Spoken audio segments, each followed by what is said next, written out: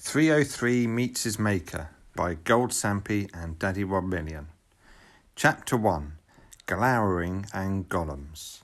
303 glowered. He did a lot of glowering, mainly due to his rather angry demeanour, but also because, today of all days, some pesky Minecrafters were trying to scupper his plans. What were their names again? Gold something? Paddy 1 billion? Stupid names, he thought to himself. His glowering intensified. He was growing more annoyed that he had to think about such insignificant creatures at all. Rousing himself, he stepped off his gigantic gold throne to inspect the device. He had constructed it to reshape the Minecraft universe. After those pesky Minecrafters destroyed the original, he had built a second and even more powerful weapon. No one will stop me this time, he thought, then turned to inspect the workshop floor. Hundreds of iron golems had been reprogrammed to build the device. The workshop rang with the clanking of their work, metal upon metal, as the golems inserted command blocks and rare ores into 303's most terrifying weapon. Chapter 2. Terrifying Terraforming. This time, 303 thought, my plan can't fail. My discovery of the Minecraft code means I can make my own ores that defy the rules of Minecraft. Only someone with knowledge of the code can disarm my weapon. 303's plan hinged on a complete terraforming of the Minecraft universe, giving him godlike powers. After his previous humiliating defeat, 303 had retreated to his most secret underground base. There he worked tirelessly to find a new way to take control. He realised the only way forward was to understand how Minecraft was truly made. He crafted microscopes to examine every ore in the world. Looking so deep, he finally uncovered the code, a form of computer code on which the Minecraft universe was built. After much experimenting, he discovered that by manipulating the code, he could create whatever he wished. Chapter 3. The Laboratory. Before constructing the device, 303 indulged his twisted imagination. He created llamas that shot flaming balls like ghasts, strange ores that formed glowing, pulsating structures, and even gave zombies the gift of speech. That experiment ended quickly when he realized zombies only ever complained about sore feet. Finding shoes for zombies was a nightmare. Eventually, he came to his senses. The great task before him, remaking the universe in his own image, loomed large. Rewriting the entire code would take billions of years if done manually. So he devised a shortcut, a virus, a computer virus that would spread through the code itself. An infected block of ore, once broken, could spread the virus without further effort from him. He could sit back and enjoy the show. Chapter 4. Constructing the device. Silent rage boiled within 303, the kind of rage that only months of repeated failure can produce. Every attempt to create his virus-ridden ore had ended in disaster. The workshop floor was now a mosaic of shattered ore fragments, sparkling useless reminders of his inadequacy. One particularly jagged piece had the audacity to reflect his face, so he kicked it across the room. He stormed out of the workshop, his heavy footsteps leaving faint scorch marks on the stone. Time for an angry stomp. Nothing calmed his mind quite like a good old-fashioned destructive tantrum. He marched straight into the nearby village, muttering under his breath about useless materials and idiot-level code logic, before taking a detour through the local wheat fields. Whoosh! Fire lit up the crops behind him. He didn't even look back. Therapeutic, he muttered grimly. Just as he was about to blast a chicken for clucking too loud, a lumbering shape stepped into his path, an iron golem. 303 raised his hand to vaporize it on instinct, but paused mid-incineration. A thought sparked behind his glowering eyes. Wait a second.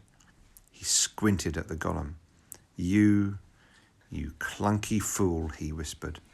You're not just a bystander in my angry walk. You're the solution. He grinned, the kind of grin that causes thunderclouds to form nearby. 303's new and improved plan trademark. Step 1. Reprogram a team of iron golems to work in his workshop. Step 2. Give them instructions to build a machine capable of using the Minecraft code to build objects. Step 3. Have the machine construct the infected ore. Simple, elegant, evil. Now he was nearly done with step 2. The device stood before him, sharp-edged, humming faintly with ominous potential. No one can stop me now, he muttered smugly. If only he knew. Chapter 5. Our heroes. Splash. Gold Sampy and Daddy 1 Million emerged from the ocean, soaked from head to toe. Gold had somehow managed to get seaweed in his hair and one of his boots. Why did you have to keep rocking the boat? Groaned Daddy, water dripping from his ears. I can't help it, Gold retorted, grinning. I just get so excited every time I catch a fish.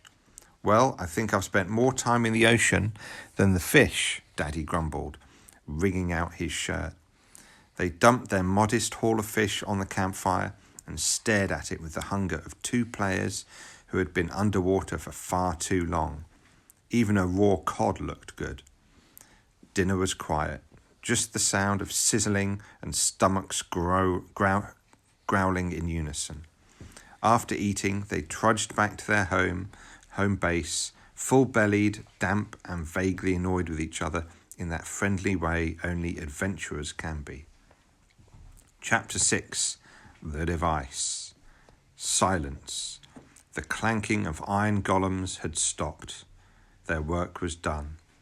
303 admired the device, glistening silver with pristine sharp corners. Its cold metallic finish brought him comfort, an antidote to Minecraft's rolling hills and chaotic villages. All that remained was to flip the switch, connecting it to the vast redstone store beneath the workshop. He hesitated. So much had led to this moment. The fate of the universe hinged on a simple flick. He stepped forward. Chapter 7. Bad Fish. Gold groaned as he woke up. Daddy was already up, crafting a cup of coffee. Just as he turned, Gold gasped. Daddy had turned green. I don't think the fish agreed with me, he croaked, sprinting to the bathroom. Gold dragged himself up. Let's go for a walk. It might settle our stomachs. As long as it's not a walk to get more fish, Daddy mumbled. Their walk was short and scenic, soon helping them feel better. They turned their attention to a base extension project from the day before. Just then, something caught Daddy's eye. Hey, did you see that, Gold Sampy? He stepped toward it and vanished. Gold ran to the spot and fell. Thud. He landed beside Daddy in a large cave. I think we fell through the ground, said Daddy. Let's find a way out. Chapter 8. Weirdness. Finally, Gold shouted, dragging himself out of the cave and onto solid ground. That took way too long. He stomped forward, still fuming about the world's worst spelunking trip. He didn't notice the landscape at first, but Daddy did. Gold, he said, pointing. Something's off. A chunk of coal floated past them, just drifting like a balloon. A moment later, a sheep spun in midair and vanished in a puff of code. Floating numbers trailed in its wake like a Minecraft error log. Then, pop, the sheep reappeared, but now it had a sign next to it. It read, "Sorry for the inconvenience." What is happening? Gold asked, dizzy. I feel like my brain is in my big toe. And then his hands disappeared. Just poof, gone. He looked down. Why my hands on my knees? Daddy raised an eyebrow. You okay there, bud? Before Gold could answer, his hands pinged back to his arms. We definitely need to find out what's going on, said Daddy, slowly backing away from a nearby chicken that now had the face of a creeper and was politely offering them a slice of cake. Chapter 9. Eyes in the Sky. Gold and Daddy trudged through surreal terrain. Wardens turning into rabbits, creepers offering tea, waterfalls of code. Finally, they reached a calm biome, a white sea with splashes of red and black. 303 would like this place, Daddy said. His colours. Thinking of 303 made Gold's stomach turn. Or maybe it was the fish again. Then the sun shifted. It elongated, split in two, and turned red. Glowing, fiery red eyes glared down at them. They pressed on. Chapter 10. Confronting 303. 303 watched the world unravel as his virus spread. From his mountain base, he gazed smugly at the transformation. He didn't notice Gold and Daddy clambering through a window. Oof! Daddy landed with a thud. Gold followed, sword drawn. Get ready to... With a flick of his fingers, 303 trapped them in a strange cage made of numbers. That's a code cage, he said, built from pure code. There's no escape. Be quiet and enjoy the show. Chapter 11. Trapped. Hours passed. You could still stop this, Gold said quietly. Daddy glanced at him. He was trying to reason with 303. We all live in this world. Maybe we can find a way without destruction. 303 winced. The cage shrank slightly. Did that work, Gold wondered? Maybe something else. I get it, Gold said. Spider bites, falling in lava, mining for days and only finding one diamond. It all makes you so angry. I know what you're doing, 303 muttered. We'll never be friends. And even if we were, it's too late. No one can stop the virus. So it is a virus, Gold thought. That means it can be cured. 303 pulled out a glowing green crafting table and spun glowing code towards Gold. It hit his face. His mouth vanished. There now, 303 smiled. Much better. Chapter 12. An Entrance. The heroes sat silently, both feeling defeated. Just then, something caught Gold's eye. He would have told Daddy if he could speak, so he made do with a sharp elbow to Daddy's ribs, followed by a nod in the direction of what he saw. There it was again, a bright white light, like a tiny lightning strip tearing a hole in the room. It was gone in an instant. 303 didn't seem to notice. Too busy staring out the window, enjoying the destruction unfolding before him. There it was again, this time lingering longer. And then, what was that? A little arm poked through, followed by a leg, then a whole little man. He paused, surveying the room with an expression of mild curiosity. Then he spoke. Oh, I miscalculated the size conversion table. Now, where's the prefix update? He trailed off, noticing the others in the room. With a small shimmer, he grew to normal size. Gold and Daddy could see him more clearly now. Round-faced, blonde-haired, with an accent they couldn't quite place. Despite the chaos around him, he seemed entirely calm. 303, however, was anything but calm. Who the hell are you? He bellowed. This is exactly why I unleashed the virus. No peace, no quiet, not even for one moment to watch reality finally melt down. Wonderful, exclaimed the man. You are just as unpleasant as we programmed you to be. Although I must admit it wasn't me who led the work group. That was mostly Jeb, after the Herobrine project failed, of course. In a blink, 303 unleashed a volley of harming arrows. The man swatted them aside effortlessly. Next came netherite swords tipped with lava. Again, they missed their target, cutting only empty air as the man stepped aside with ease. Snarling under his breath, 303 worked furiously at his glowing crafting table, channeling a vortex of deadly green code toward the intruder. The room trembled with energy as it surrounded him, spinning faster and faster until suddenly the man was gone. Chapter 13, 303 meets his maker. If gold could speak, he still would have been speechless. As soon as the man vanished, another rip of light flashed, and out he stepped once more, brushing dust from his jacket like he'd merely taken a wrong turn, not just vanished into a vortex of deadly code. 303 staggered back a step. He had thrown everything at this stranger, and nothing had worked. Who are you?" he stammered, a flicker of fear creeping into his voice. The man smiled faintly. "You may not know me, but everything you see, everything you've ever seen, came from my hand. Or, more precisely, from my hand on a computer." He stepped closer, eyes gleaming with calm authority.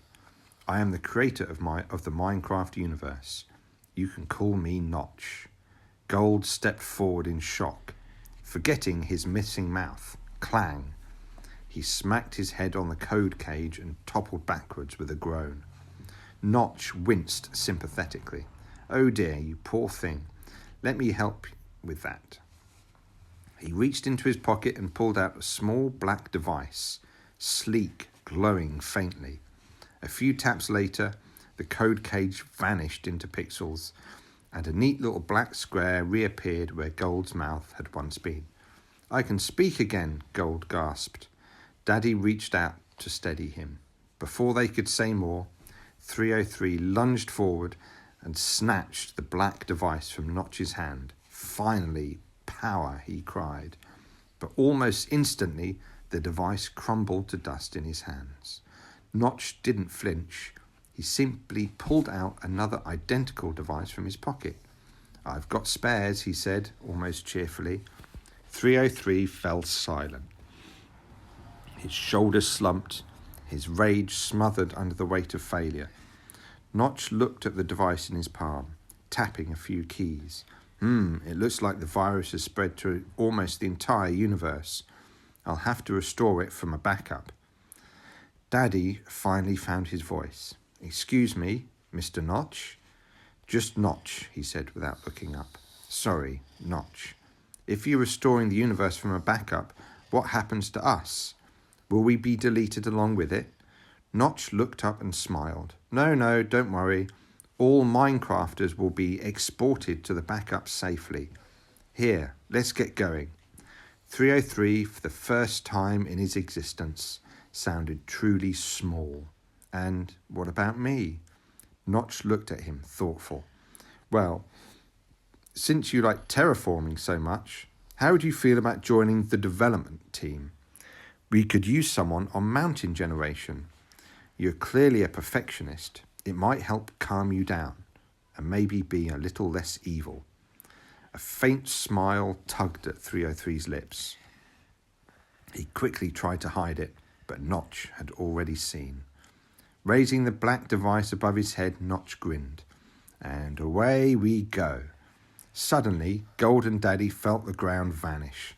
The room twisted and swirled, colours melting like watercolour into darkness as they were sucked towards the device. "Ah!" they shouted. When Gold and Daddy opened their eyes again, they were standing on solid grass. Birds chirped, the sun shone. There were no evil monsters trying to rip their heads off. Just peace. It took a moment for the shock to wear off. "Are we dead?" Gold asked, patting his arm and torso to make sure everything was still attached. Daddy looked around. If we are, this is the nicest afterlife I've ever seen." Then Notch stepped forward from behind a birch tree, hands in his hoodie pockets. "Welcome back," he said. "We've reverted the universe to the last stable build. Should be bug-free, mostly." Gold looked around again. "It's all back to normal, really?" "Well," Notch said, tilting his head, "you might notice a few small differences. The pigs are a little puffier now. Creepers no longer hiss, they beep. Oh, and I gave chickens eyebrows. For fun." Gold raised an eyebrow himself. "Chickens have eyebrows? They're very expressive now, you'll see." Daddy pointed to the horizon. "And what about 303? "Ah, he's off helping with terrain generation in a test server," Notch said. "We figured it was better than deleting him. Besides, he seems happier now that he has a purpose." Gold looked doubtful. "You trust him?" "No," Notch said cheerfully, "but I do have full control over the code base." A loud boom echoed in the distance. Gold flinched. "What was that?" Beta bugs," Notch said, shrugging. "Still squashing a few. No worries." Gold and Daddy exchanged a glance. "You two should rest," Notch said. "You've earned it." And with a final nod, he vanished again, just like before, into a ripple of pixelated light. The field was silent for a moment.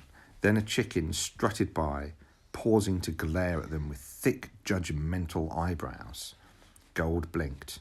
"Okay, that's going to take some getting used to." Epilogue. The sun dipped low over the newly restored world, casting long golden shadows across the hills. Gold and Daddy strolled back into their home base, yawning with the kind of exhaustion only universe saving can bring. As they reached their front door, they stopped dead in their tracks. There, spread across 3 tables and a 4th that looked suspiciously like it had just spawned in, was a feast. Shawarma, hummus, falafel, stuffed vine leaves, bowls of tabbouleh so fresh they sparkled, flatbreads stacked like bricks, mountains of steaming rice, sizzling kofta, smoky baba ganoush, and right in the centre, a tower of honey ice cream, so glossy and golden it looked enchanted. Gold's eyes widened. "Is this?" There was a sign next to the feast. "Sorry for the glitches. Thanks for not breaking too much.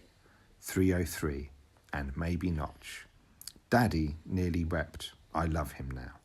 Gold dove into a bowl of hummus like it was a swimming pool. "I don't care if this is a trick. If I die, let it be by honey ice cream." They ate until they couldn't move. Then they just sat there, full and happy, listening to the wind rustle through their rebuilt world. Off in the distance, a new mountain range stood tall and proud, jagged peaks casting strong silhouettes against the setting sun. Daddy squinted. "Do those mountains look like they're glowering at us?" Gold nodded slowly. "They really do."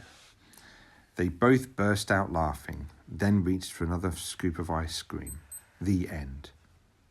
Post-credits teaser. Something in the code. Somewhere, far beyond the new mountains, past the forests, past the oceans, past even the end, a soft click echoed in the dark. A tiny green light blinked on, then another, then hundreds. Inside an old, half-buried server deep beneath bedrock, lines of unused code flickered to life. The remnants of 303's virus, long thought deleted, began to stir. A single line of corrupted data slithered free, glitching and pulsing. It zipped through the wires like lightning before vanishing into the network. On the screen, a message slowly scrolled across. Project 404, status, reawakened.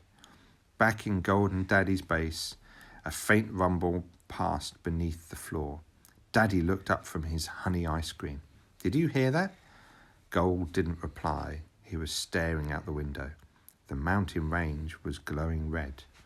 To be continued? Written by Kyo George Bell Turk, and Daddy 1 Million.